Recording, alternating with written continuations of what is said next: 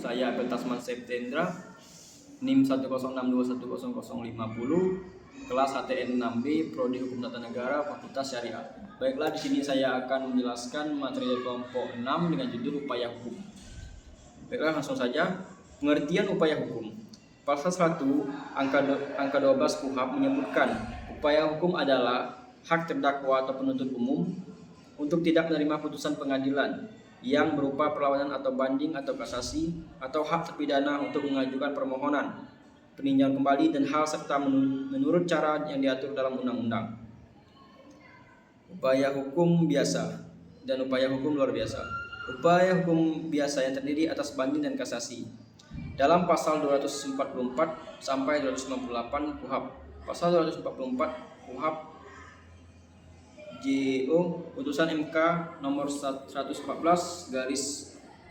garing PUU strip angka Romawi 10 garing 2012 mengatur terhadap putusan perkara pidana yang diberikan pada tingkat terakhir oleh pengadilan lain selain daripada Mahkamah Agung. Terdakwa atau penuntutan umum dapat mengajukan permintaan pemeriksaan kasasi kepada Mahkamah Agung.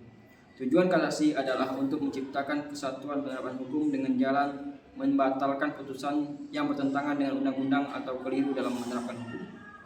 Banding. Adi Hamzah dalam bukunya Hukum Acara Pidana Indonesia halaman 262 menyatakan bahwa jika pasal 233 ayat 1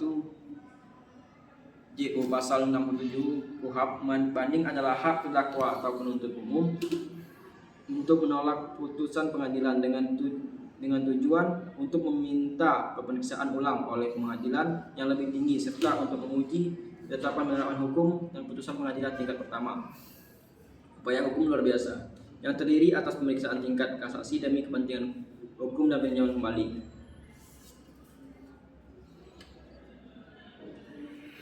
Peninjauan kembali putusan pengadilan yang telah memperoleh kekuatan hukum tetap atau herziening. Upaya hukum peninjauan kembali putusan pengadilan yang telah memperoleh kekuatan hukum tetap diatur dalam pasal 263 sampai 269 KUHP. Permintaan peninjauan kembali dilakukan atas dasar 1.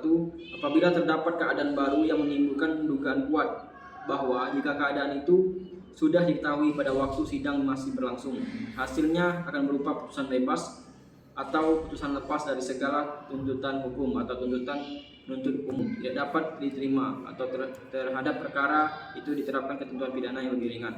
2. Apabila dalam berbagai putusan terdapat menyatakan bahwa sesuatu telah terbukti tetapi hal atau keadaan sebagai dasar dan alasan putusan dinyatakan telah terbukti itu ternyata telah bertentangan satu dengan yang lain.